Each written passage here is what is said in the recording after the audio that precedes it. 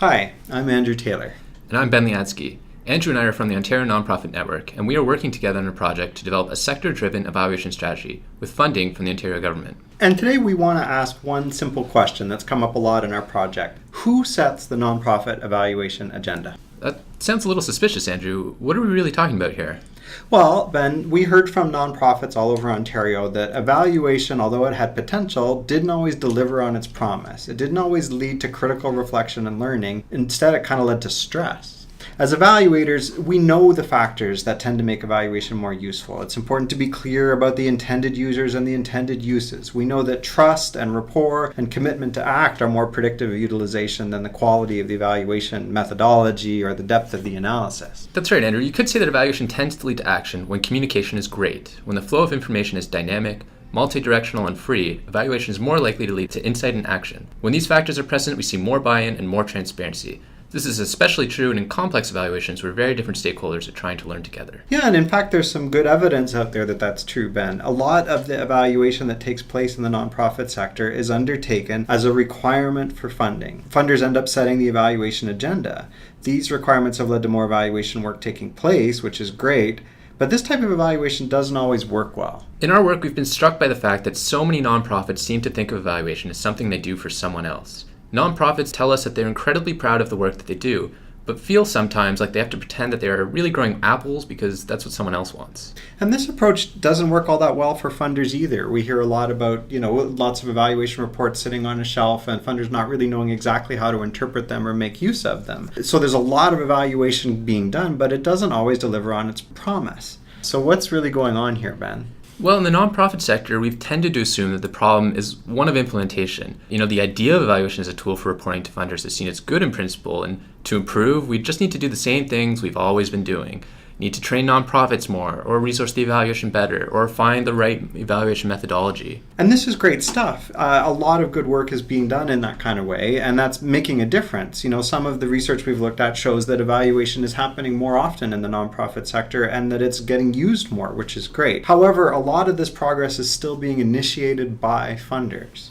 Yeah, Andrew, this discussion is really making me think. What if the problem isn't really one of implementation? What if it's a problem actually of design?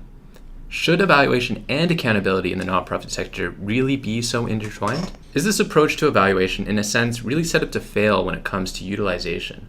It's a really interesting question. If we're asking ourselves whether the system is designed in a problematic way, it's interesting to kind of come back to this list of the 6 factors that predict useful evaluation. Is it the case that the evaluation that's mandated by funder meets all or most of these kinds of things? And often it doesn't. And I think one of the reasons why is because it's a tough relationship, right? It's high stakes, it can be stressful, there can be power dynamics in play.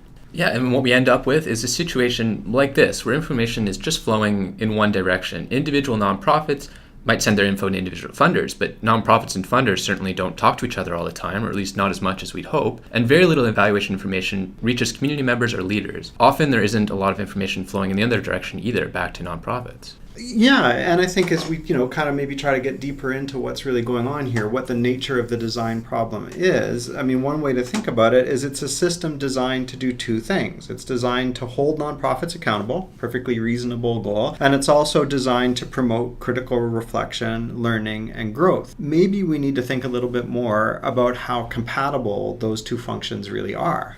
Funders often tell nonprofits that they should see evaluation as an opportunity both for internal learning as well as a means to meet accountability requirements. But are those 2 approaches to evaluation design really compatible? Is funder-mandated evaluation in fact constraining evaluation design?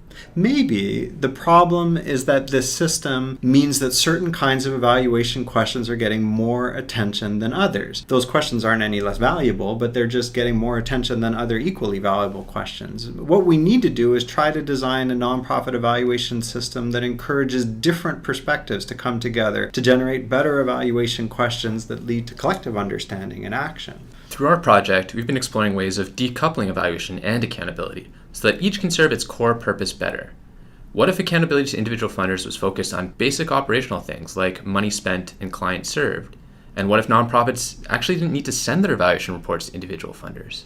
Funders could certainly encourage nonprofits to be doing that kind of critical reflective evaluation, but maybe the place where it would get shared would be through a network of partners that came together like a community of practice, a network that involved both nonprofits and funders and perhaps other stakeholders as well, evaluators or academic researchers or volunteers, let's say. In that setting, that could be a conversation focused on nothing other than critical reflection, learning, and action. It would be a kind of accountability, but maybe more of a reciprocal kind of accountability.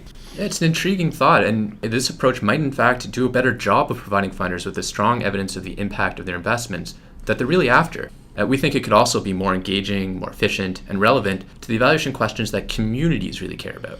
I think that makes a lot of sense. And maybe the process starts by trying to just spend a little more time thinking about why with respect to evaluation. One of the things we did is we tried to create a set of principles, just so that people would think a bit about why they're doing evaluation at the beginning of the conversation. We've also created a discussion guide. It is designed to help nonprofits get better at asking and answering the question, why evaluate, not just how. So Ben, this brings me back to the question we asked at the very beginning.